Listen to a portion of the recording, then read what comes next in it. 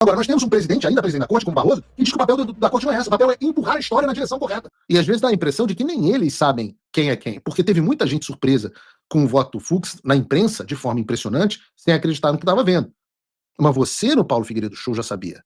Vejam, na terça-feira antes do julgamento, terça-feira, um dia antes do voto do Fux, vejam o que eu disse no programa.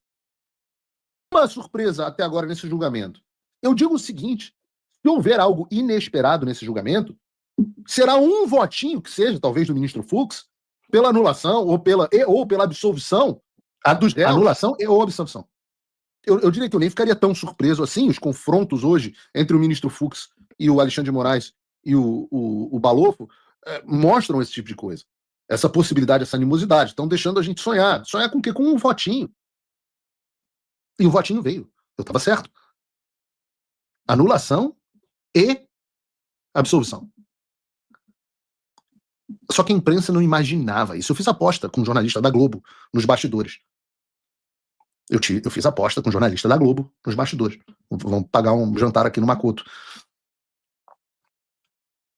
Agora, eu tô feliz que pelo menos a Dani Lima voltou para algum veículo, mesmo que irrelevante, porque aí eu posso fazer react sobre a Dani Lima. Vocês sabem que eu gosto muito de fazer reacts da Dani Lima, porque a Dani Lima foi demitida na Globo News, agora foi parar no UOL, que eu digo sempre que é uma espécie de cemitério dos elefantes dos jornais brasileiros. E agora, a assessora de imprensa do Alexandre de Moraes foi para o seu veículo irrelevante fazer a assessoria de imprensa do Alexandre de Moraes. Bota o vídeo da Dani Lima aí para mim, por favor. Está acontecendo lá dentro do Supremo Tribunal Federal. Me conta, Dani. Eu vou pegar, Fabiola, a apuração da Carla como balizador, né, o ministro dizendo para ela, olha, é um voto maluco, para trazer para vocês as conversas que eu consegui ter com integrantes da Suprema Corte, inclusive que estão assistindo, né, não estão diretamente participando, também falei com integrantes da primeira turma. Eu abro aspas. Assessoria de imprensa, vai. Né? O que a gente tem hoje é uma triste figura. O ato do ministro Luiz Fux, segue o colega dele, é um ato de deslealdade institucional. É muito grave. Fecho aspas. O ministro diz, basicamente, que a postura, a atitude do colega diante de uma corte cuja maioria dos integrantes está sob ameaça, foi a palavra utilizada por esse integrante do Supremo, de um país, né, uma potência como os Estados Unidos, é de deslealdade não ao ministro A, B ou C, mas de deslealdade ao Supremo. Um outro integrante do Supremo Tribunal Federal, e aí eu peço licença para o nosso assinante, para o nosso telespectador, para o nosso ouvinte, para você que está aqui comigo, vou olhar para baixo, porque estou com as conversas aqui no computador e gostaria de ser muito fiel ao que disseram as fontes, né, que houve, neste momento, uma, abro aspas, deslealdade, segundo a fonte que usa a mesma palavra. A fonte disse, ele votou em centenas de julgamentos sobre o 8 de janeiro, em tese diametralmente oposta que está utilizando agora. E aí eu pergunto, como é que o senhor vê, né, a atitude 200% desleal? Rapaz, então quer dizer que lealdade... O sujeito passa 14 horas licitando juristas internacionais, juristas nacionais, professores, a legislação, a Constituição, jurisprudência, doutrina, e isso é deslealdade institucional. Eu aqui sou uma pessoa pobre, inocente, eu achava, na minha cabecinha, que a lealdade de um ministro do Supremo Tribunal Federal fosse a Constituição do Brasil, rapaz. Mas, aparentemente, todos eles devem lealdade ao supremo líder Alexandre de Moraes. Mesmo que isso signifique desrespeitar as leis e a Constituição que eles juraram proteger. E a justificativa deles é que a Corte está sob ameaça dos Estados Unidos. Mas se você pega esse pressuposto que tem a razão do STF estar na mira das sanções americanas, a resposta é muito simples. O STF e alguns de seus integrantes estão na mira das sanções americanas porque tem, de maneira sistemática e coordenada, violado e cooperado para a violação de direitos humanos de cidadão brasileiro e americano, como diz o ministro Fux nos seus votos. Ele vai citar muitas delas.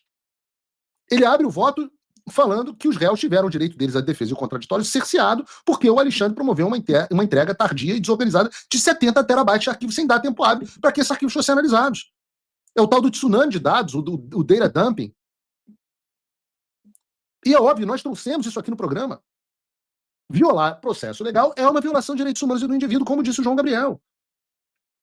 Literalmente, a Declaração Universal dos Direitos Humanos diz assim, artigo 11, todo ser humano acusado de um ato delitoso tem o direito de ser presumido inocente até que a sua culpabilidade tenha sido provada de acordo com a lei em julgamento público no qual tenham lhe sido asseguradas todas as garantias necessárias à sua defesa. E é por isso que os ministros estão na mira, porque estão auxiliando ou violando diretamente direitos humanos, como direito ao devido processo legal. Outro ponto do Fux é que o STF não deve fazer juízo político. O papel dos ministros da Corte não só julgar quem eles gostam e que não gostam. O papel do Supremo é dizer o que é constitucional, o que é ou não legal. Tudo isso com imparcialidade, ordenamento jurídico, etc., direitos do processo dos réus. Agora, nós temos um presidente, ainda presidente da corte, como Barroso, que diz que o papel da corte não é esse. O papel é empurrar a história na direção correta. Ora, a ministra Carmen Lúcia estava dizendo aqui agora, elogiando a celeridade, dizendo que esse caso não pode ser julgado como qualquer outro, que os tempos mudaram. Que a corte tem que dar uma resposta mais rápida, que os tempos são diferentes. O que significa isso? Ela é a rainha da exceção. A violação da liberdade de expressão e o estabelecimento da censura é uma exceção. O que ela está fazendo no Supremo Tribunal Federal é uma exceção. É um tribunal de exceção. E é por isso que eles veem o voto do Fux como uma deslealdade. Porque, no fundo, para eles, l'estat c'est moi, eu sou o Estado. Eu sou o Estado. Eles são, a frase do Luís XIV, eles são o Estado. A deslealdade é ao imperador absolutista Alexandre de Moraes.